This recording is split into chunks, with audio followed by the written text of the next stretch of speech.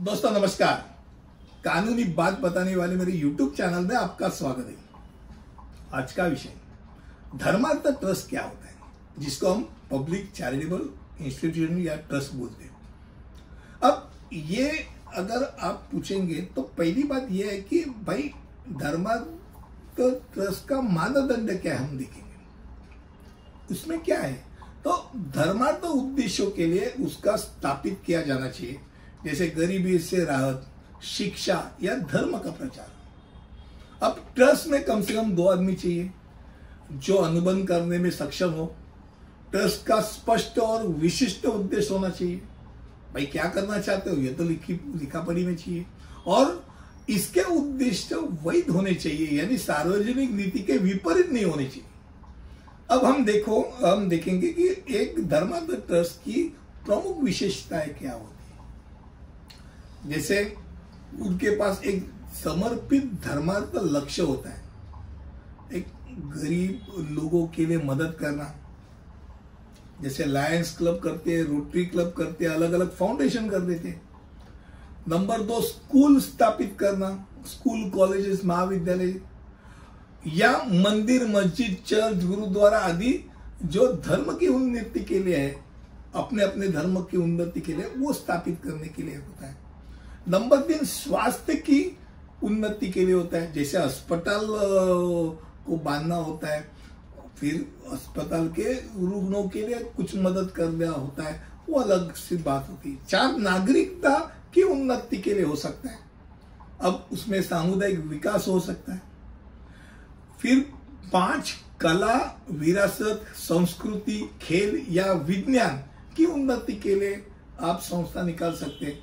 भाई मैं sports institution है, मुंबई खो खो संगठन है, अलग अलग खेलों के लिए होते हैं, कला के लिए होते हैं, ये सब इसमें आते हैं। और आखिर में जनता की उन्नति के लिए ट्रस्ट स्थापित होता है।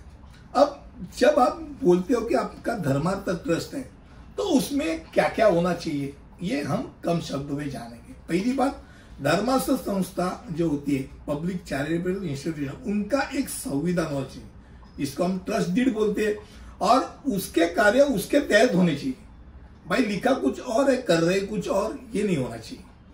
यानी उद्दिष्टों तक ही वो सीमित होने चाहिए।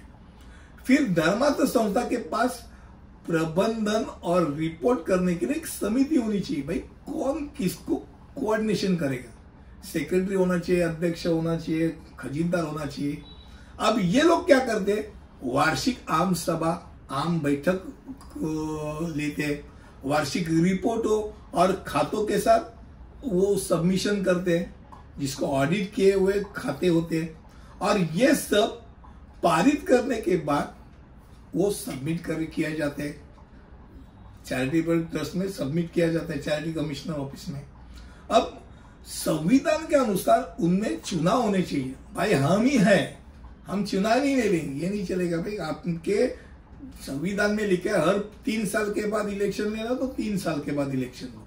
आपका संविधान क्या कहता है उसके अनुसार आपको इलेक्शन लेना है। फिर प्राप्त होने वाले हर रुपए का हिसाब उचित रखना चाहिए, और जो पैसा आता है उसके लिए रसीद देना चाहिए।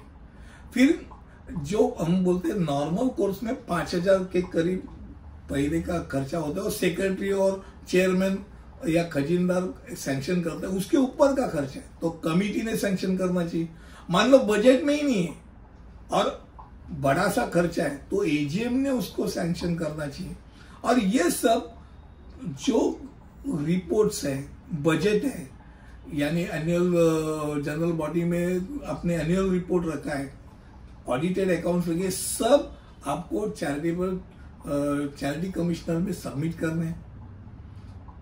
और यही नहीं तो जो चेंज हुआ है, जिसको चेंज रिपोर्ट कहा जाता है, परिवर्तन रिपोर्ट कहा जाता है, वो अपने चैरिटेबल कमिश्नर के ऑफिस में, चैरिटी कमिश्नर के ऑफिस में सबमिट किया गया, तो वो करना चाहिए। और ये सब करने वाला जो ट्रस्ट होता है उसको हम धर्मार्थ ट्रस्ट यानी पब्लिक चैरिटेबल ट्रस्ट कहते हैं।